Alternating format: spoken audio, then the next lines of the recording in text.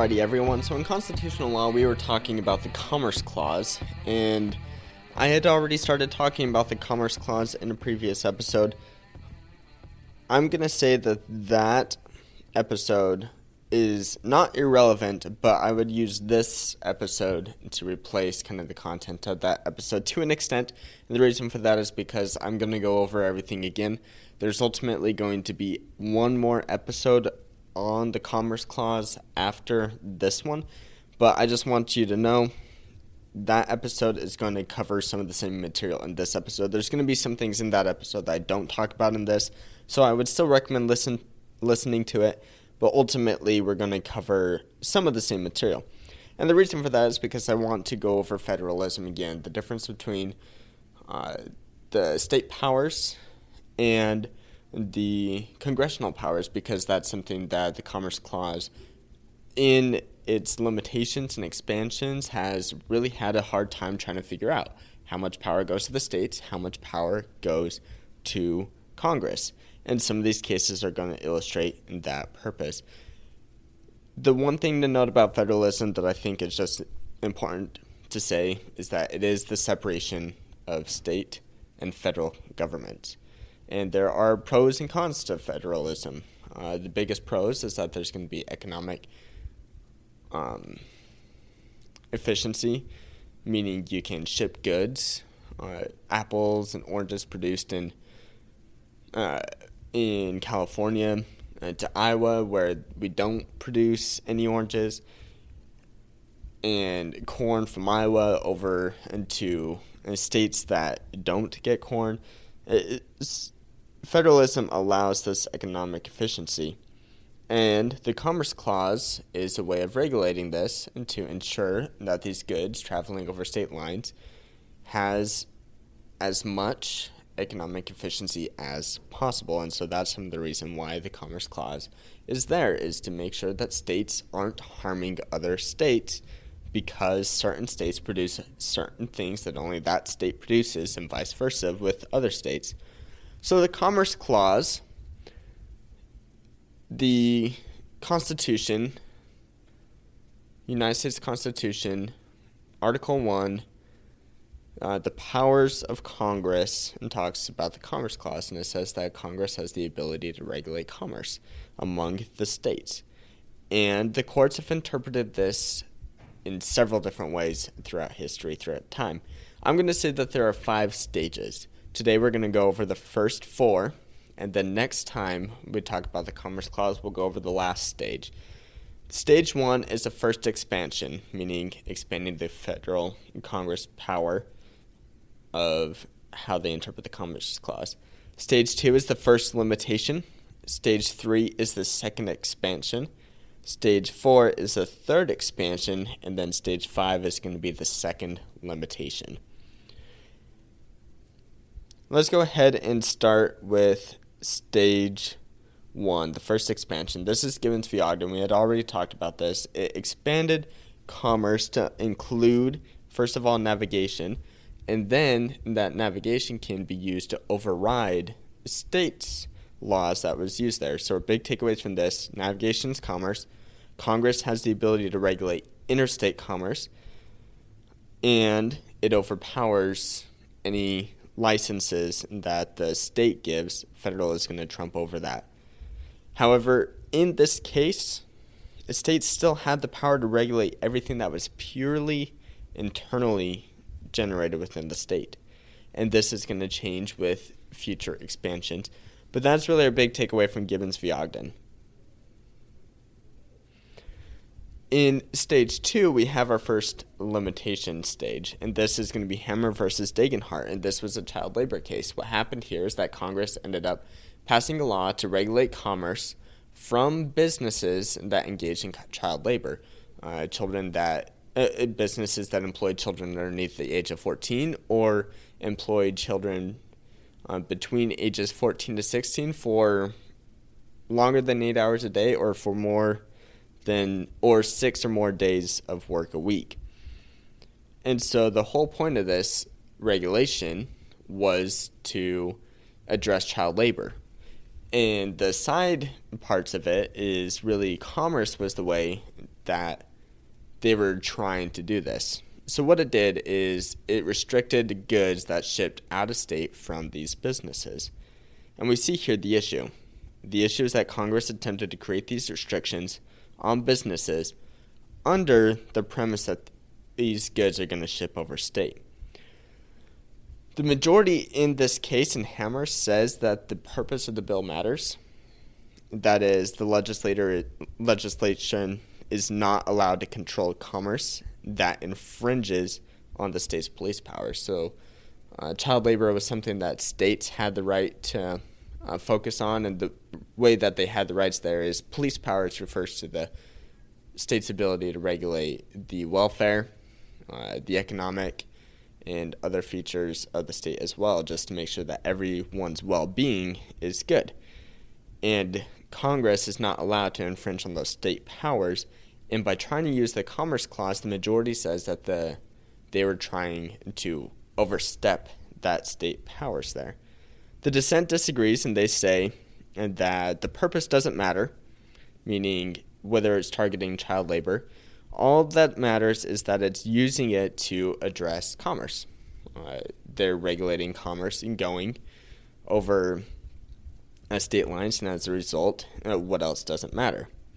So the test that's created by the majority here is called the manufacture test, and this is a way of categorizing, that word's going to be important, what is considered commerce. And so in essence, what Congress was attempting to do here was use the Commerce Clause to target the manufacture rather than the shipping, the thing that is actually considered commerce. And if it targets manufacture instead of shipping, it's unconstitutional. And if it targets shipping instead of manufacture, then it is constitutional. So in other words, if the legislation directly affects commerce, then it's going to be constitutional. And if it indirectly affects commerce, then it's going to be considered unconstitutional. That's the big takeaway from Hammer versus Degenhardt, and that was our first limitation. We have now our stage 3, which is our second expansion, and the second expansion occurred underneath the New Deal. The New Deal was a whole lot of legislation that was passed by FDR coming out of World War I into the Great Depression and trying to address all the economic deficiencies that were going on in the United States at that time. And so he was trying to create a strong administrative state to provide for the welfare of the people. And he tried doing that a lot of the time through the Commerce Clause. And so we see in United States v. Darby a very similar fact pattern to that in Hammer versus Degenhardt. In this instance, it was addressing labor hours of not overworking employees. And it's also focusing, I think, minimum wage as well. But same kind of thing, regulating commerce, goods being shipped out of the area by businesses that engaged in this practice. And the court here overturned Hammer, and they used the exact reasoning that the dissent uses. Ultimately, there's two parts of this case. First is that the goods were considered interstate commerce because it travels over state lines. But the fact that it's the wages and the hours were attached to it does not matter because it is attached into that interstate commerce. As a result, Congress is able to restrict. So even though the purpose was to restrict the hours and wages, because it's attached to the interstate commerce, it was all right. Now, here's the controversial part of this case. The court addresses a counter-argument saying that the 10th Amendment gives powers to the states that's not afforded to Congress, and as a result, this would not be a constitutional thing if that's the case. And the court says that the 10th Amendment really doesn't apply. It's but a truism is the actual words. And so in essence, it's really just saying the 10th Amendment is worthless unless if it's a really, really far exaggeration of overreach of Congress's power. And that's highly debatable, just because it is. to pretty much say that an amendment of the Constitution of the United States does not apply, but is simply there just to be a phrase to encourage a policy instead of actually being that, is something that is very debatable. The big takeaway from this and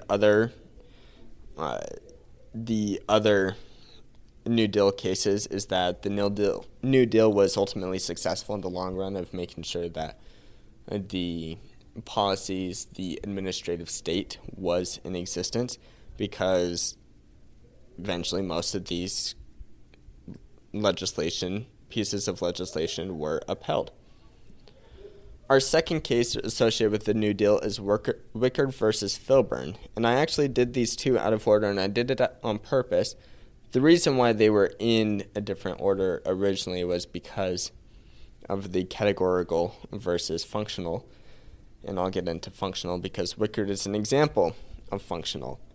So, Hammer was an example of categorical, and what I mean by that is you have categories of direct versus indirect effect on commerce. And here you have a functional interpretation of how you interpret commerce, and what that functional interpretation is a practical, pragmatic approach, what's beneficial for the time. And so the reason for this is because categories over time tend to deteriorate because times change, and a functional test continues to develop with the passage of time. So in this case, what ultimately happens is the court uses a functional test, and that test is called the substantial economic effect test. So in this case, it was about a farmer who had produced excess wheat, but he was using it mostly for himself. And so he's arguing that everything here was local. If you remember from Gibbons v. Ogden, everything that is local is regulated by the state. And so he's saying, well, everything here is local. I've got very little of it going over state lines. And Congress expands this out to say, even if you alone are having a minimal effect, if we aggregate everybody who's doing this, then that's going to have a substantial effect on interstate commerce. So ultimately what happens here is that Congress can regulate local commerce that has a substantial economic effect on interstate commerce. That is our substantial effect test. And it's important to note that aggregation can be used to meet the substantial effect test. Stage 4 now is our third expansion, and this was an expansion under civil rights. Both these cases, Heart of Atlanta Motel versus United States and Katzenbach versus McClung, focus on racial discrimination. They both address Title II of the 1964 Civil Rights Act, which regulated the commerce of hotels and restaurants, and that engaged in racial discrimination. And the purpose for this legislation, Congress says, is racial discrimination has a substantial economic effect, meaning when you discriminate against a certain race, well then those races aren't able to participate in certain activities such as lodging and dining, which keeps them from engaging in economic activities and spreading commerce and marketability. So this discrimination, in a sense, has a substantial economic effect. And Congress had a rational basis for establishing this. So our big takeaway from these two cases is, even if the activity is local, same kind of thing that we just talked about in Wickard versus Filburn, if the activity is local, if it has a substantial economic effect, this applies to people's interstate commerce as well as goods going over interstate lines as well. And this can be done through aggregation. All that still happen. So our big expansion of the third expansion is really going into influencing people as well as goods. Have a good one. Bye. Thank you for listening to this episode of The Law Schoolers. Before I let you go, there are 4 things I want to say. The first thing is if you enjoyed these episodes and if you enjoyed the website, I would invite you to go and join Law Schoolers Pro. And you can do that by going to lawschoolers.com/join. It's a way for you to support us, but there's also a lot of features there that I think you will enjoy. Second thing is that nearly all of our episodes are unedited. The only ones that aren't are pre-law materials, and the reason for that is so you can actually see the legal material in its raw form as I'm learning it as well. The third thing is that the information contained in these episodes are specifically only for educational purposes. They're not to be used as legal advice, and with that, the fourth thing is if it is used as legal advice, we are not liable. That is, Law Schoolers is not liable for any legal outcomes. Thank you again for enjoying the show. Have a good one.